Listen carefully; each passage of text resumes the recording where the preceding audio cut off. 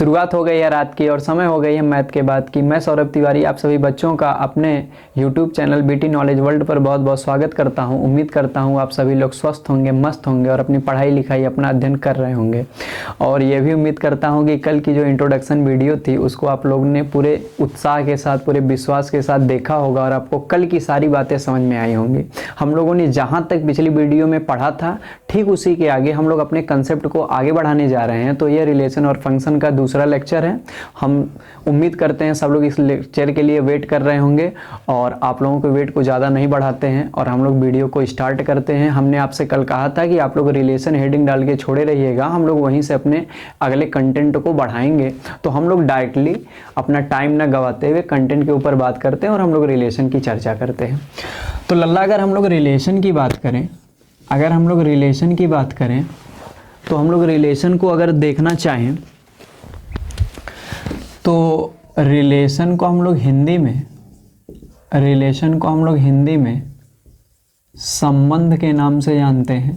Relation को हम लोग हिंदी में संबंध के नाम से जानते हैं। और अल्लाह ये जो संबंध होता है, जब से हम लोगों का जन्म होता है, अगर हम लोग सबसे पहले गणितीय रूप में बात ना करके व्यवहारिक रूप में थोड़ा बात करें तो ये जो रिलेशन होता है, जब से हम लोगों का जन्म होता है तो हमारा जो रिलेशन होता है वो अपनी माता के साथ होता है, अपने पिता के साथ होता है। अगर हमारे कोई और भाई बहन है तो उनके साथ होता है। फिर हम लोग अगर अपने परिवार में ही देखें तो हमारे कुछ रिश्तेदार होते हैं, कोई सगे संबंधी होते हैं, उनके साथ हमारा रिलेशन होता है। इसी प्रकार जब हम लोग थोड़ा बड़े होते हैं तो हम लोग गांव वालों के बारे में देखते हैं, गांव वालों का के से साथ भी हम लोगों का कोई ना कोई रिलेशन होता है। इसी प्रकार जब हम लोग स्कूल में जाते हैं तो वहाँ पे हमारे रिलेशंस होते हैं, हमारे फ्रेंड होते हैं, हमारे टीचर्स होते हैं। इसी प्रकार हम लोग जैसे जैसे बड़े होते जाते हैं वैसे वैसे अगर हम लोगों की शादियाँ हो जाती हैं तो हमारे पास एक और रिलेशन आ जाता है। सब लोग समझ ही रहे होंगे। तो इस प्रकार से हम लोग व्यवहारिक जीवन में बहुत सारे रिलेशंस की चर्चा किए हैं, लेकिन वो सारे जो रिलेशन होते थे वो व्यवहारिक होते थे, उनको हम लोग गणितीय रूप में नहीं जानते थे। और इसी प्रकार रिलेशन बहुत जगहों पर देखे जा सकते हैं। ये तो व्यवहारिक चीज़ें हो गई। और रिलेशन की बात करें तो जैसे अगर हम लोग कोई डिनर सेट ले लें, अगर हम लोग किसी भी चीज़ का अलग से, अगर मान लीजिए बहुत सारे फूल कहीं पे लगे रखे गए हैं या बहुत सारे व्यक्ति कहीं पे दिखाई दे रहे हैं, तो अगर उन व्यक्तियों का, उन फूलों का, उन डिनर सेट का अगर सबको देखा जाए तो कहीं न कहीं एक प्रकार का रिलेशन अपने अपने संदर्भ बिंदु के अंतर्गत सबका दिखाई देता है। तो रिलेशन का मतलब क्या है कि जब किसी एक व्यक्ति का या किसी एक वस्तु का किसी दूसरे व्यक्ति या किसी दूसरे वस्तु के साथ कहीं न कहीं सामंजस्य होता है, कहीं न कहीं उन लोगों का आपसी कोई संबंध होता है, तो उसी को हम लोग नॉर्मली संबंध के रूप में जानते हैं। तो उन लोगों का जो आपसी सामंजस्य होता है, जिसके आधार पे वे लोग एक दूसरे से जुड़े हुए होते हैं, उसी को ही हम लोग क्या कहते हैं, संबंध कहते हैं। तो ये तो व्यवहारिक चीज़ें हो गई कि हम लोग व्यवहार में किस प्रकार से अपने संबंध को देखते हैं। तो लेकिन यहाँ पे हम लोग व्यवहारिक संबंध को नहीं चर्चा करेंगे, हम लोग गणितीय संबंध के ऊपर चर्चा करेंगे। अब गणितीय संबंध है तो किसी न किसी गणितीय या तर्कपूर्ण नियम के द्वारा बधा हुआ होगा, तो हम लोग उसकी चर्चा करते हैं। और सबसे पहले डेफिनेशन देखते हैं, रिलेशन की डेफिनेशन क्या होती है। आपको हम कल बताए थे, हम लोग पूरे डेफिनेशन के बनाने के दौरान जो भी सेट लेते हैं वो नॉन एम्प्टी लेते हैं। तो हम लोग सपोज कर लेते हैं हमारे पास कोई दो सेट जो कि नॉन एम्प्टी सेट दिए गए हैं, यानी अरिक्त समुच्चय दिए गए हैं। कोई दो नॉन एम्प्टी सेट से ले लेते हैं ए और बी। अब अगर हम लोग ए और बी ले रहे हैं और हम लोग एक रिलेशन बनाने की कोशिश कर रहे हैं, एक संबंध स्थापित करने की कोशिश कर रहे हैं, जो रिलेशन हमारा सेट ए से सेट बी पर हमें अगर बनाना हो तो हम लोग बीच में इस प्रकार से एक एरो का निशान लगा देते हैं और इस प्रकार से इसको लिख देते हैं। इसका मतलब है यहाँ एक रिलेशन बनाया गया है जो सेट ए से सेट बी के ऊपर बनाया गया है। तो इसको हम लोग लिखते हैं R is a relation, R is a relation. ये जो बीच में सिंबल दिखाई दे रहा है यह सच दैट का है। R is a relation such that from set A to set B, यानी यह जो संबंध आर बनाया गया है वह एक ऐसा संबंध है जो समुच्चय ए से समुच्चय बी पर परिभाषित किया गया है। तो इस प्रकार से अगर यहाँ पे रिलेशन ए से बी पर बनाया गया है तो इसका गणितीय रूप ये कहता है कि अगर हमारे पास कोई दो अरिक्त समुच्चय ए और बी दिए गए हों तो ए से बी पर जो बनाया गया संबंध आर होता है वह ए और बी के कार्तीय गुणनफल का उपसमुच्चय होता है, ए और बी के कार्टेशियन प्रोडक्ट का सबसेट होता है। हम लोग कार्टेशियन प्रोडक्ट के बारे में इसीलिए कल पढ़ चुके हैं। तो हम लोग अगर इसका गणितीय रूप में लिखना चाहेंगे, जो ए से बी पे रिलेशन बनाया जाता है तो वह रिलेशन आर क्या होता है, वह एक सबसेट होता है ए और बी के कार्टेशियन प्रोडक्ट का, यानी R is a subset of A cross B. जो रिलेशन आर होता है वह ए क्रॉस बी का एक क्या होता है, सबसेट होता है। हम लोग सबसेट के बारे में यानी उपसमुच्चय के बारे में क्लास 11th में पढ़ चुके हैं। उपसमुच्चय के बारे में क्लास 11th में पढ़ चुके हैं कि उपसमुच्चय कैसे हम लोग पढ़ रहे थे कि अगर हमारे पास पहला सेट ए दिया गया है, दूसरा सेट बी दिया गया है और अगर ए का प्रत्येक अवयव बी में पाया जाए तो ए को बी का सबसेट कहा जाता है। जैसे अगर हम लोग ए बराबर 1 2 ले लें और बी बराबर हम लोग 1 2 3 ले लें, 1 2 3 ले लें, तो इस प्रकार हम लोग देख रहे हैं कि ए का प्रत्येक अवयव बी में पाया जा रहा है। तो लल्ला यहाँ पे हम लोग कह सकते हैं जो ए है वह बी का क्या है, सबसेट है। ए जो है वह बी का क्या है, सबसेट है। तो ए को बी का सबसेट होने के लिए ए का प्रत्येक अवयव बी में मिलना क्या होता है, आवश्यक होता है। और जो रिलेशन होता है जिस समुच्चय के ऊपर परिभाषित किया गया होता है, पहले समुच्चय का दूसरे समुच्चय के साथ जो कार्टेशियन निकल के आता है उसी का सबसेट होता है। यानी ए क्रॉस बी के जितने भी ऑर्डर्ड पेयर आएंगे, जो नियम दिया रहेगा उस नियम का पालन करने वाले जितने भी ऑर्डर्ड पेयर रहेंगे वे सब रिलेशन का हिस्सा होंगे। तो इस प्रकार से जो रिलेशन होता है वह ए क्रॉस बी का क्या होता है, सबसेट होता है। सबको बात समझ में आ गई? तो आपसे अगर कोई पूछेगा कॉपी पे इसको कैसे लिखा जाएगा तो आप कहेंगे संबंध जो होता है अगर किसी समुच्चय ए से समुच्चय बी पर बनाया गया है तो वह बनने वाला संबंध आर ए क्रॉस बी का एक क्या होता है, उपसमुच्चय होता है, जिसको R such that from A to B लिखते हैं, रिप्रेजेंट करते हैं। सबको बात समझ में आ गई? और सबसेट क्या होता है, अगर दो सेट ए और बी दिए गए हों तो ए का अगर प्रत्येक अवयव बी में पाया जाएगा तो ए जो है वह बी का क्या कहलाता है, सबसेट कहलाता है। क्या कहलाता है, सबसेट कहलाता है। अब हम लोग सबसेट के साथ साथ एक प्रॉपर सबसेट भी पढ़े थे, प्रॉपर सबसेट भी पढ़े थे।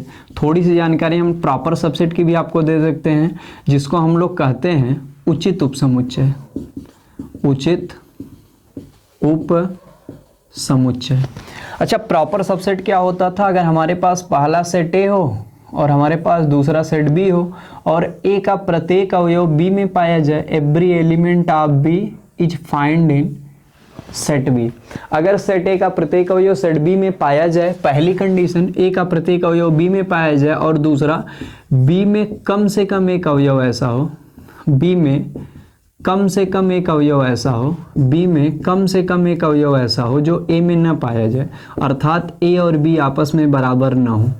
अच्छा, सबसेट में और प्रॉपर सबसेट में क्या अंतर है? सबसेट में और प्रॉपर सबसेट में यह अंतर है कि ए का प्रत्येक अवयव केवल बी में पाया जाए, ए और बी भले से आपस में बराबर हो जाएं, जितने अवयव ए में उतने अवयव बी में, बस ए का प्रत्येक अवयव अगर बी में पाया जाएगा या नहीं पाया जाएगा, मतलब ए का प्रत्येक अवयव बी में पाया जाए तो हम उसको सबसेट कह सकते हैं।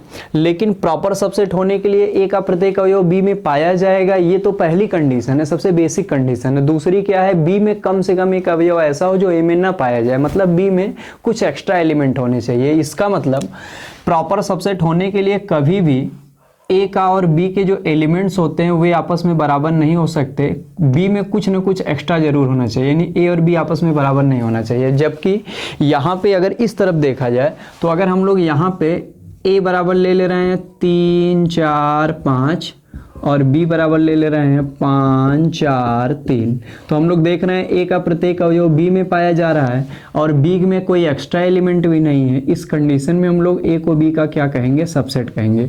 तो चाहे यहाँ पे एक एलिमेंट ज़्यादा हो जाएगा फिर भी हम लोग इसको सबसेट कहेंगे, क्योंकि हमें सबसेट के लिए सिर्फ इतना देखना होता है कि क्या पहले सेट का प्रत्येक एलिमेंट दूसरे सेट में पाया जा रहा है कि नहीं। अब वो चाहे दूसरे वाले में एक्स्ट्रा भी हो जाएगा तो सबसेट तो हम लोग कहेंगे, और अगर एक्स्ट्रा नहीं होगा तभी भी सबसेट कहेंगे। लेकिन प्रॉपर सबसेट होने के लिए अगर यहां लिख दिया जाए a बराबर 1,2 और b बराबर लिख दिया जाए 2,1 और c बराबर लिख दिया जाए 1,2,3, ध्यान से सुनो, हमारी बात समझेंगे।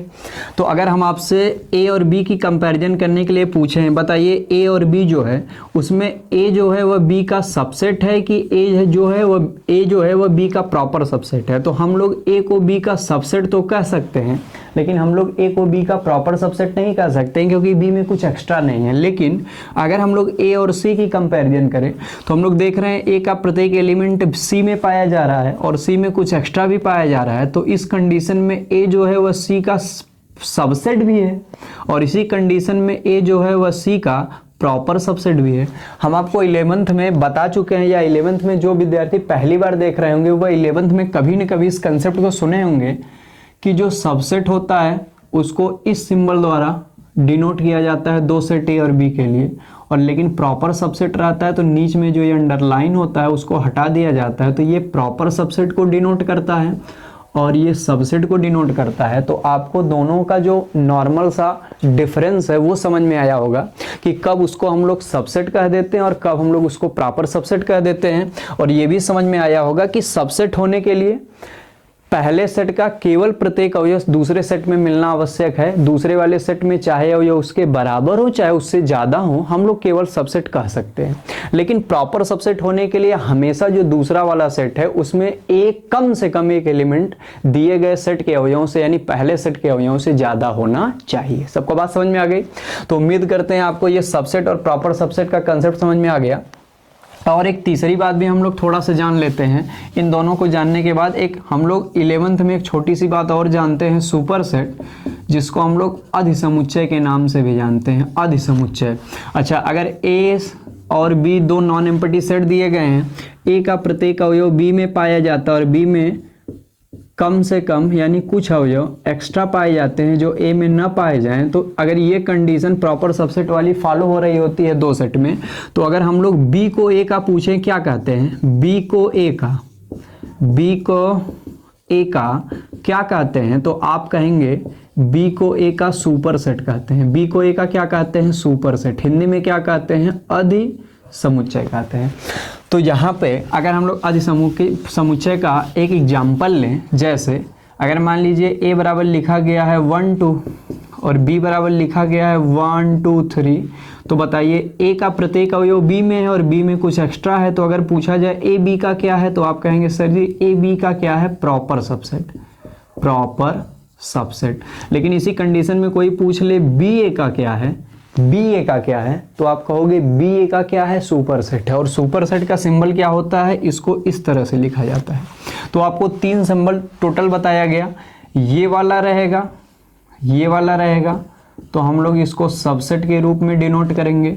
ये वाला रहेगा तो हम लोग इसको प्रॉपर सबसेट के रूप में डिनोट करेंगे, और ये वाला रहेगा तो हम लोग इसको सुपर सेट के रूप में डिनोट करेंगे। नॉर्मली एनसीईआरटी के किताब में जो सबसेट है उसको इस रूप के द्वारा भी डिनोट कर दिया जाता है, लेकिन हम लोग जब इसको विस्तार पूर्वक अच्छी किताबों में अध्ययन करते हैं तब हम पाते हैं कि ऐसा लिखा रहता है, नीचे अंडरलाइन के साथ रहता है तो सबसेट, विदाउट अंडरलाइन रहता है प्रॉपर सबसेट, और इस तरह से अगर इसका मुख रहता है तो हम लोग उसे सुपर सेट के नाम से जानते हैं। काल अल्लाह, आपको सारी बातें समझ में आ गई, हम लोग आगे बढ़ सकते हैं।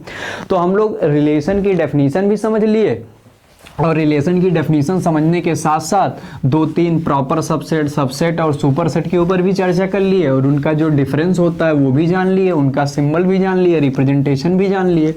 तो इस प्रकार से हम लोग अब रिलेशन को विस्तार से समझने का प्रयास करते हैं।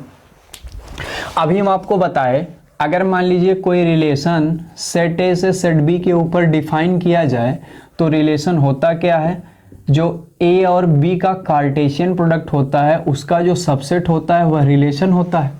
तो हम लोग एक एग्जाम्पल लेते हैं और इस बात को समझने का प्रयास करते हैं। सब लोग कॉपी पे ध्यान से इतनी बातों को नोट कर लीजिएगा, धीरे धीरे आगे बढ़ते रहिएगा क्रमबद्ध रूप से। अब अगर मान लीजिए हमारे पास एक सेट ए है जिसका एलिमेंट है 1, 2, एक सेट बी है जिसका एलिमेंट है 2, 3, 4, 2, 3, 4, और ये जो रिलेशन है वह सेट ए से सेट बी के ऊपर बनाया गया है, और इसके लिए एक निर्धारित नियम दिया गया है, एक डिफाइंड रूल दिया गया है, R बराबर X, Y such that y बराबर x प्लस 1 जहाँ where x belongs to set A तथा y belongs to set B. ठीक है, ये दो सेट दिए गए हैं, ए और बी के एलिमेंट दिए गए हैं, रिलेशन ए से बी पर बनाया गया है। रिलेशन का नियम क्या है, एक्स वाई यानी ऑर्डर्ड पेयर जो एक्स कामा वाई के रूप में प्राप्त होंगे रिलेशन में, वो कब प्राप्त होंगे, जो दूसरा वाला एलिमेंट है ऑर्डर्ड पेयर का वाई वाला अगर पहले वाले एलिमेंट में यानी यक्स वाले में एक जोड़ने पर प्राप्त होगा तो वह ordered pair x comma y इस रूल को फॉलो करेगा, और जो ऑर्डर्ड पेयर उस रूल को फॉलो करेगा वही रिलेशन में आएगा। जहाँ पे यक्स जो होगा वह पहले सेट से प्राप्त होगा और जो वाई होगा वह दूसरे सेट से प्राप्त होगा। सबको बात समझ में आई? तो जब हम लोग इसको सॉल्व करेंगे, हम सॉल्व क्यों कर रहे हैं, क्योंकि हम लोग इस एग्जाम्पल को सॉल्व करने के बाद रिलेशन की वास्तविक डेफिनेशन को हम लोग ऑब्जर्व भी करेंगे और समझेंगे भी ध्यान से। तो आप देखिएगा यहाँ पे हम लोग जब इसको लिखेंगे तो रिलेशन हमारा ए से बी पे बनाया गया है और आर जो हमारा लिखा गया है x comma y such that y बराबर एक्स प्लस 1, जहाँ x बिलोंग्स टू क्या है, where x belongs to a and y belongs to b। अब अगर हम लोग इस नियम को बाहर निकाल लें y बराबर x प्लस 1 और इसको इक्वेशन नंबर 1 मान लें, तो हम लोग x की वैल्यू यहाँ पे पुट करेंगे तो हमें y की वैल्यू मिलती जाएगी। तो हम लोग देख रहे हैं यहाँ पे x की वैल्यू कितना है, x की वैल्यू कितना है, जो यहाँ पे पहले सेट के एलिमेंट होते हैं वह x की वैल्यू जो होते हैं उसी को अपने लोग डोमेन कहते हैं। हम लोग 11th में पढ़ चुके हैं, आगे हम थोड़ा सा बता देंगे इसके बारे में। तो यहाँ x के जगह पे हम लोग दो वैल्यू पुट कर सकते हैं 1 और 2। तो जब हम लोग x बराबर 1 पुट करेंगे तो y की वैल्यू 2 आ जाएगी, 1 प्लस 1 तो पेयर बन जाएगा 1 2। और इसी तरह अगर हम लोग x की वैल्यू 2 पुट कर देंगे तो y की वैल्यू आ जाएगी 3। जब हम लोग यहाँ पे 2 में अगर 1 ऐड कर देंगे तो 3 आ जाएगा। तो हमारा जो ऑर्डर्ड पेयर बन जाएगा 2 कामा 3। अब हमारे पास और यहाँ पे सेट ए में यानी डोमेन में केवल दो ही एलिमेंट है जिसको हम लोग यहाँ पे पुट कर सकते हैं, तो हमारे पास दो ही ऑर्डर्ड पेयर संभव है इस प्रकार से, क्योंकि डोमेन में ही दो एलिमेंट है। तो इस प्रकार से हमारे जो रिलेशन के एलिमेंट आ गए वो कौन कौन से आ गए, कौन कौन से ऑर्डर्ड पेयर आ गए, 1 कामा 2 और 2 कामा 3। तो ये हमारा रिलेशन आ गया, रिलेशन आ गया। अब ये जो रिलेशन है डेफिनेशन कह रही है वह ए क्रॉस बी का क्या होता है, सबसेट होता है। हम लोग इस बात की पुष्टि करते हैं कैसे यह ए क्रॉस बी का सबसेट होता है। अब हम लोग कल कार्टेशियन निकालना सीखे थे, ए क्रॉस बी हम लोग निकाल लेते हैं। ए के जगह पे ए की वैल्यू रख देते हैं 1 2 और क्रॉस बी के जगह पे बी की वैल्यू रख देते हैं 2 3 4। अभी हम लोग कार्टेशियन निकालना कल सीखे थे, तो यहाँ का पहला अवयव उठाएंगे और सबके साथ जितना दूसरे वाले में पेयर बना लेंगे ऑर्डर्ड पेयर। तो 1 का 2 के साथ, 1 का 3 के साथ, 1 का 4 के साथ कितना आ जाएगा 1 2 1 3 1 4, फिर 2 2 2 3 2 4। ये हमारा निकल के आ गया कार्टेशियन। कार्टेशियन पहले एलिमेंट का सभी के साथ और दूसरे एलिमेंट का सभी के साथ पेयर बना लिया गया। और हम आपको फार्मूला भी बताए थे, नंबर ऑफ ए 2 है, नंबर ऑफ बी 3 है, तो टोटल मिला के कार्टेशियन में कितना होगा 2 × 3, और जब हम लोग गुणा कर देंगे तो 6 आ जाएगा। देखिए 6 एलिमेंट है पेयर के रूप में 1 2 3 4 5 6। अब जितने यहाँ पे ऑर्डर्ड पेयर लिखे गए हैं उनमें से जो इस वाले रूल को फॉलो करेंगे वही रिलेशन के अंतर्गत आएंगे। तो हम लोग देख लेते हैं कौन कौन सा इस नियम को फॉलो कर रहा है। तो हम लोग जब देखेंगे तो इस नियम के अनुसार केवल दो ऑर्डर्ड पेयर हमें प्राप्त होंगे, एक 1 2 प्राप्त होगा जो यहाँ लिखा गया है और एक 2 3 प्राप्त हो गया जो यहाँ लिखा गया है, क्योंकि इन सब में जो दूसरे एलिमेंट है वह पहले एलिमेंट में 1 ऐड करने पर प्राप्त हो रहे हैं। बाकी देख लीजिए यहाँ 3 है, यहाँ 1, अगर 1 में 1 ऐड करेंगे 2 आएगा, जबकि 3 है तो ये रिलेशन में नहीं आएगा। उसी तरह यहाँ 1 में 1 ऐड करेंगे 2 आएगा, जबकि यहाँ 4 लिखा गया ये भी रिलेशन में नहीं आएगा। यहाँ 2 में 1 ऐड करेंगे 3 हो जाएगा, 2 में 1 ऐड करेंगे तो यहाँ भी 3 हो जाएगा। तो यहाँ पे हम लोग देख रहे हैं जितने के ऊपर क्रॉस लगाए गए हैं वो सारे इस वाले नियम को फॉलो नहीं कर रहे हैं, इसलिए रिलेशन में नहीं आएंगे, लेकिन ए क्रॉस बी में तो आ रहे हैं। तो इस प्रकार ए क्रॉस बी में टोटल कितने एलिमेंट हैं, यानी टोटल कितने ऑर्डर्ड पेयर हमारे पास हैं 6, लेकिन रिलेशन में हमारे पास कितने ऑर्डर्ड पेयर हैं 2। तो इस प्रकार हम लोग देख रहे हैं कि रिलेशन के जो ऑर्डर्ड पेयर हैं वह पूरे कार्टेशियन के ऑर्डर्ड पेयर के रूप में प्राप्त हो रहे हैं। यहाँ पे देखिए मिल रहे हैं। तो हम लोग कह सकते हैं इस प्रकार, क्योंकि R के सारे ऑर्डर्ड पेयर यानी आर के सारे अवयव एक राशि बी में पाए जाते हैं, तो इस प्रकार से जो आर होता है वह एक राशि बी का क्या होता है, सबसेट होता है। सबसेट होने के लिए क्या जरूरी है, पहले वाले सेट का हर अवयव दूसरे में पाया जाए। तो आर एक राशि बी का सबसेट होगा, इसके लिए क्या आवश्यक है कि आर का प्रत्येक अवयव एक राशि बी में पाया जाए। हम लोग देख रहे हैं आर का जो प्रत्येक ऑर्डर्ड पेयर अर्थात प्रत्येक अवयव है वह एक राशि बी में पाया जा रहा है। इस प्रकार से हमें पूरी तरह से बात समझ में आ गई कि जब दो समुच्चय दिए गए रहेंगे और हमें एक रिलेशन निकालना रहेगा तो हम उसके कार्तीय गुणनफल को लेंगे। उस कार्तीय गुणनफल के लिए आधार पर उस रिलेशन में जो नियम दिया रहेगा, जो उस नियम को फॉलो करेंगे वही उसके अंतर्गत आएंगे और वही रिलेशन कहे जाएंगे। तो क्या सबको गणितीय रूप समझ में आ गया रिलेशन का? किसी को कोई दिक्कत परेशानी? एक छोटा सा एग्जाम्पल और आप लोगों को बता दे रहे हैं रिलेशन का।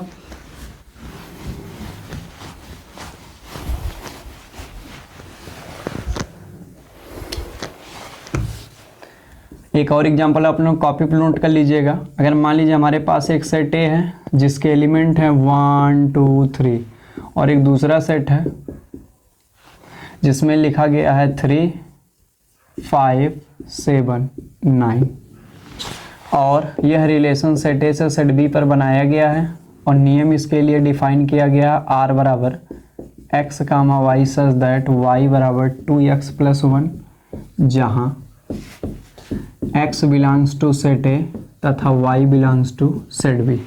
और हमें बताना है कि रिलेशन, हमें दो बातें बतानी है। आप पहले ये बताइए कि जो रिलेशन होता है वह एक राशि बी का सबसेट होता है और दूसरा रिलेशन में कौन कौन से एलिमेंट आएंगे वो बताइए। सबको बात समझ में आ गई? क्या क्या चाहिए हम लोगों को? तो जब हम लोग इस वाले सवाल को देखेंगे अपने कंसेप्ट की क्लियरिटी के लिए, तो हम लोग देख रहे हैं कि जो रिलेशन है वह सेट ए से सेट बी पर बनाया गया है और जिस नियम द्वारा परिभाषित किया गया है आर बराबर वो है x comma y such that y बराबर 2x + 1 x belongs to a y belongs to b। तो हम लोग क्या करेंगे, इस रिलेशन को बाहर निकाल लेंगे। y बराबर 2x + 1 इसको इक्वेशन फर्स्ट मान लेंगे। हम आपको पिछले भी उदाहरण में बता दिए कि यहाँ पे हम लोग x की वैल्यू कहाँ से पुट करेंगे, पहले वाले सेट से। यानी जो पहला वाला सेट होता है वह रिलेशन में डोमेन का काम करता है और हम जब भी वैल्यू पुटिंग की बात करते हैं तो हम अपने सारे एलिमेंट डोमेन से अर्थात पहले सेट से लेते हैं। सबको बात समझ में आ गई? तो हम लोग यहाँ पे देख रहे हैं सेट ए में 3 एलिमेंट हैं, तो हम लोग x के जगह पे तीनों एलिमेंट बारी बारी से रख देंगे। एक बार 1 रखेंगे, एक बार 2 रखेंगे, एक बार 3 रखेंगे, तो हम y के क्रम से मान प्राप्त कर लेंगे। तो जब हम लोग x बराबर 1 रखेंगे तो y बराबर 2 गुणे 1 + 1 यानी 3 आ जाएगा, तो पेयर 1 3 बन जाएगा। जब हम लोग x बराबर 2 रखेंगे तो y बराबर 2 गुणे 2 + 1 हो जाएगा और यहाँ 2 दूनी 4 1 5 हो जाएगा, मतलब 2 कामा 5। इसी तरह हम लोग जब x बराबर 3 रख देंगे तो y बराबर 2 गुणे 3 + 1 हो जाएगा बराबर 2 3 6 और 1 कितना 7, यानी हो जाएगा हमारे पास 3 कामा 7। अब हम लोग देख रहे हैं कि हमारे ए में कोई और एलिमेंट नहीं है तो हम लोग कोई और वैल्यू रख नहीं सकते हैं, तो रिलेशन में कुल 3 ऑर्डर्ड पेयर आ जाएंगे। r बराबर 1 3 2 5 3 7। तो ये रिलेशन तो हम लोग निकाल लिए, रिलेशन के एलिमेंट हम लोग फाइंड कर लिए। यार हम लोग दूसरा सवाल पहले लगा दिए, पहला सवाल तो अभी बचा हुआ है कि रिलेशन कैसे एक राशि बी का सबसेट है, इसको भी एक बार देख लेते हैं। रिलेशन के एलिमेंट निकाल लिए। अब हम लोग अपनी उत्तर की पुष्टि करने के लिए और डेफिनेशन को बारीकी से समझने के लिए एक राशि बी निकाल ले रहे हैं। एक राशि बी निकालने के लिए पहले ए के एलिमेंट लिख लेते हैं और फिर बी के एलिमेंट लिख देते हैं 3 5 7 9। इसमें 3 एलिमेंट है, इसमें 4 एलिमेंट है, तो कार्टेशियन में दोनों का डॉट प्रोडक्ट कर देंगे, कितना आ जाएगा 12 एलिमेंट आ जाएंगे। कौन कौन से? अब तो सबको निकालना आता है। 1 3 1 5 1 7 1 9 2 3 2 5 2 7 2 9 3 3 3 5 3 7 3 9। तो इस प्रकार से हमारा एक राशि बी निकल गया। हम लोग देख रहे हैं टोटल 12 एलिमेंट यहाँ पे हैं। अब R एक राशि बी का सबसेट कब होगा? जब R का प्रत्येक एलिमेंट एक राशि बी में पाया जाएगा। R का प्रत्येक एलिमेंट देखो एक राशि बी में है, क्या है? R में है 1 3, क्या एक राशि बी में भी है 1 3? बिल्कुल। यहाँ क्या इसमें है 2 5, तो क्या इसमें भी है 2 5? देखिए यहाँ क्या इसमें है 3 7, तो क्या इसमें भी है 3 7? देखिए यहाँ R का पूरा एलिमेंट एक राशि B में पाया जा रहा है कि नहीं सर? पाया जा रहा है। तो बताइए अगर R का प्रत्येक एलिमेंट एक राशि B में पाया जा रहा है तो हम लोग R को एक राशि B का सबसेट कहेंगे कि नहीं कहेंगे? कहेंगे। अरे सर ये तो हम लोगों को डेफिनेशन क्लियर हो गई कि जो दो समुच्चयों के ऊपर बनाया गया रिलेशन होता है वह एक राशि B का क्या होता है? सबसेट होता है। इस प्रकार से निकाल सकते हैं और इस प्रकार से हम लोग अपने उत्तर की पुष्टि कर सकते हैं। उम्मीद करते हैं सबको जो रिलेशन है वह गणितीय रूप में अच्छे से समझ में आ गया होगा। उम्मीद करते हैं सबको सारी बात समझ में आई होगी। तो इस प्रकार से हम लोग रिलेशन के बारे में सीख लिए और रिलेशन कैसे निकालते हैं उसके बारे में सीख लिए। तो रिलेशन के ऊपर हम आपको 2 होमवर्क के रूप में दे रहे हैं सवाल, और उसको आप लोग कमेंट में आप उसका आंसर लिखिएगा। हम आप लोग देखेंगे आप लोग सही लगा पा रहे हैं कि नहीं। हम मान ले रहे हैं कि एक रिलेशन बनाया जा रहा है समुच्चय x से समुच्चय y के ऊपर, जिसमें समुच्चय x बराबर है अपने पास 1 2 3 4 और समुच्चय y बराबर है अपने पास 1 4 9 17 1 4 9 16 और 25 भी ले लेते हैं। अब जो रिलेशन बनाया गया वह x से y पे बनाया गया है और ये दोनों एलिमेंट हैं और नियम क्या है? ये r बराबर x comma y such that y बराबर x स्क्वायर, जहाँ x belongs to capital X तथा y belongs to capital Y। आप लोग अपने कॉपी पे ये सिद्ध कर लीजिएगा कि r एक क्रॉस b का यानी x क्रॉस y का सबसेट कैसे है, ठीक है। और दूसरा रिलेशन के अंतर्गत कौन कौन से एलिमेंट आएंगे उस एलिमेंट को आप लोग कमेंट बॉक्स में लिखेंगे, हम सबका उत्तर देखेंगे। तो आप ये दोनों बातें आराम से अपने कॉपी पे नोट कर लेंगे, लगा डालेंगे। सबको बात समझ में आई? एक और क्वेश्चन आप लोग कर लीजिएगा। हमारा रिलेशन मान लो C से D पर बनाया गया है, जहाँ पे जो C बराबर एलिमेंट लिखे गए हैं वह लिखा गया है 1 2 3 4 और एक समुच्चय D है जिसका एलिमेंट लिखा गया है 3 4 5 6 8। रिलेशन जो बनाया गया है वह C से D पे बनाया गया और रिलेशन है क्या? x comma y such that y बराबर x plus 2, x belongs to C, y belongs to D। आप लोग इसमें बताएंगे रिलेशन में कौन कौन से एलिमेंट आएंगे। तो इस प्रकार से आप लोग रिलेशन को ध्यान से समझेंगे, रिवाइज कर लेंगे, कॉपी पे नोट कर लेंगे, ये दोनों सवाल लगा लेंगे, जिससे हम लोग रिलेशन की परिभाषा, रिलेशन के पूरे कंसेप्ट को और रिलेशन के ऊपर जो प्रैक्टिस के लिए क्वेश्चंस हैं उसके बारे में हम लोग पढ़ लिए। सबको बात समझ में आ गई रिलेशन क्या होता है। अब हम लोग आगे पढ़ना है किसी भी दिए गए संबंध का प्रांत, परिसर तथा सहप्रांत, इंग्लिश में domain, range and codomain of और रिलेशन।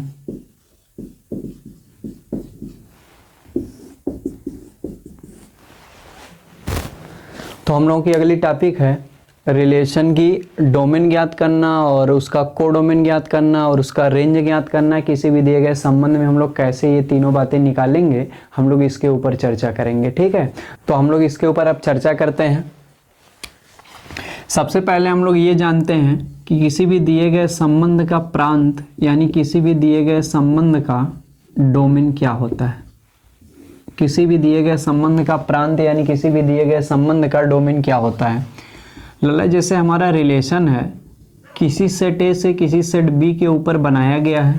अगर हमारा कोई संबंध आर किसी सेट ए से किसी समुच्चय से किसी समुच्चय बी के ऊपर बनाया गया है, तो हम लोग जानते हैं कि जो आर होता है वह हमेशा एक राशि बी का सबसेट होता है।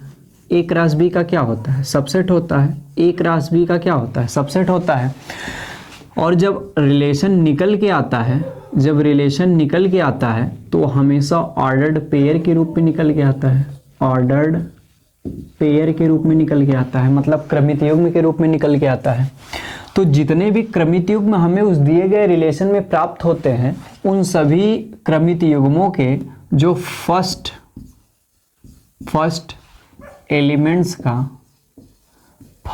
एलिमेंट्स का सेट होता है, मतलब पहले अवयवों का जो क्या होता है, समुच्चय होता है, उसी को हम उस दिए गए रिलेशन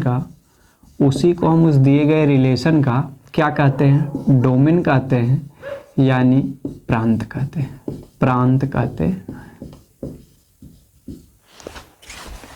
तो आपसे अगर कोई पूछेगा किसी भी दिए गए संबंध के प्रांत से आप क्या समझते हैं, सब अपने कॉपी में डेफिनेशन लिख लेंगे। यदि कोई संबंध आर किसी समुच्चय ए से समुच्चय बी पर बनाया गया है, तो हम जैसा कि जानते हैं कि जो रिलेशन होता है वह ए क्रॉस बी का सबसेट होता है। तो उस दिए गए नियम के अंतर्गत उस रिलेशन के लिए जितने भी ऑर्डर्ड पेयर प्राप्त होते हैं, उन सभी ऑर्डर्ड पेयर के पहले अवयवों के समुच्चयों को हम लोग क्या कहते हैं, उस दिए गए रिलेशन का प्रांत कहते हैं, मतलब डोमेन कहते हैं। सबको बात समझ में आई? तो डोमेन ऑफ आर क्या होता है? डोमेन ऑफ आर क्या होता है?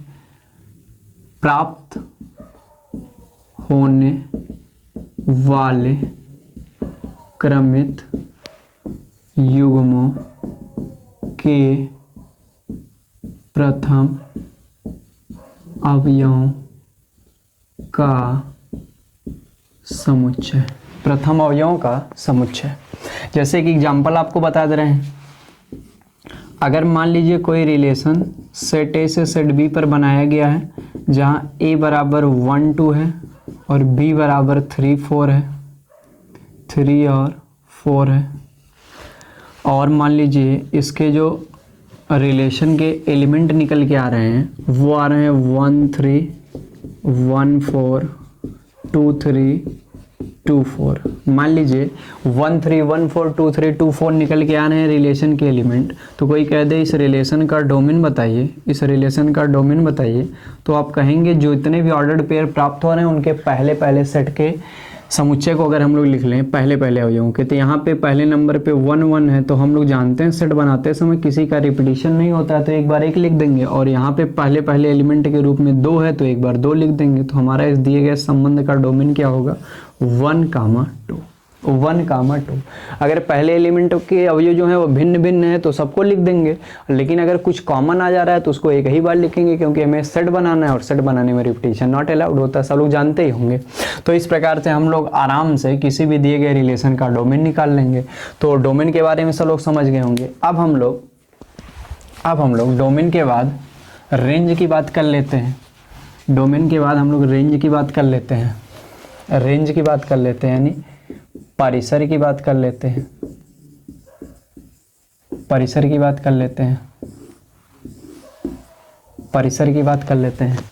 क्या होता है? अगर हमारा कोई रिलेशन सेट ए से सेट बी पर बनाया गया है, तो हम लोग जानते हैं जो रिलेशन होता है वह ए क्रॉस बी का सबसेट होता है। तो इस प्रकार रिलेशन के अंतर्गत जितने भी ऑर्डर्ड पेयर आते हैं उन सभी ऑर्डर्ड पेयर के जो सेकंड एलिमेंट्स का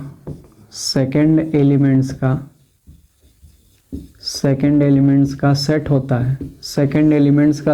है, मतलब दूसरे स्थान पर स्थित अवयवों का समुच्चय होता है, वह उस रिलेशन का रेंज कहलाता है। तो जो दूसरे एलिमेंट को मिला के सेट प्राप्त होता है उसको हम लोग इस दिए गए रिलेशन का क्या कहते हैं? रेंज कहते हैं। जैसे अगर कोई रिलेशन ए से बी पर बनाया गया है, जहां अगर मान लीजिए ए बराबर लिखा गया है 1 2 3 और मान लीजिए बी बराबर लिखा गया है 5, और रिलेशन हमारा निकल के आ जाए 1 5 2 5 3 5, और कोई कह दे इसका डोमेन भी बता दीजिए, रेंज भी बता दीजिए, तो हम लोग इसका डोमेन क्या देख रहे हैं? पहले एलिमेंट्स का सेट, पहले एलिमेंट के सेट के रूप में कौन कौन दिखाई दे रहा है? 1 2 3, और इसका रेंज क्या हो जाएगा? रेंज में दूसरे एलिमेंट पे हम लोग हर जगह देख रहे हैं 5 है, तो ये हमारा रेंज क्या होगा, एकल समुच्चय के रूप में 5। तो अगर हम लोग पहले पहले अवयवों का सेट ले लेंगे तो हमारा डोमेन प्राप्त हो जाएगा, दूसरे दूसरे अवयवों का सेट ले लेंगे तो हम लोगों का रेंज प्राप्त हो जाएगा। एक और छोटी सी बात बची है, अगर हम लोग कोडोमेन के लिए बात करें, कोडोमेन यानी सह प्रांत के लिए बात करें, सह प्रांत के लिए बात करें, तो देखिए कोडोमेन क्या होता है, कोडोमेन यानी सह प्रांत। देखिए अगर हमारा कोई रिलेशन आर है जो समुच्चय ए से समुच्चय बी पर बनाया गया है, अगर कोई रिलेशन आर सेट ए से सेट बी पर बनाया गया होता है, तो जो पूरा का पूरा सेट बी होता है, पूरा का पूरा यानी टोटल, पूरा का पूरा मतलब टोटल, जो दूसरा सेट होता है मतलब जो सेट बी होता है, उसे हम उस दिए गए रिलेशन का कोडोमेन कहते हैं। कोडोमेन यानी सह प्रांत कहते हैं। तो आपसे अगर कोई पूछेगा किसी भी रिलेशन के सह प्रांत से आप क्या समझते हैं, तो आप बता दीजिएगा किसी भी दिए गए रिलेशन आर को जो कि सेट ए से सेट बी पर परिभाषित किया गया है के लिए जो सेट बी होता है वह उस दिए गए रिलेशन का कोडोमेन कहलाता है।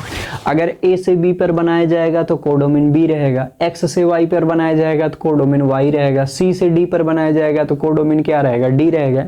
यानी जिस सेट से जिस सेट के ऊपर बनाया जाता है रिलेशन, जिस सेट के ऊपर बनाया जाता है मतलब जो दूसरा वाला सेट होता है, वो उसके संपूर्ण एलिमेंट जो होते हैं वो उस दिए गए रिलेशन के क्या कहलाते हैं, कोडोमेन कहलाते हैं।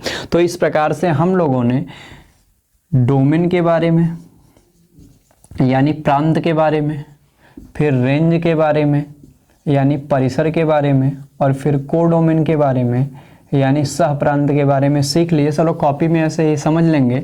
डोमेन मतलब फर्स्ट एलिमेंट्स का सेट, फर्स्ट एलिमेंट्स का सेट।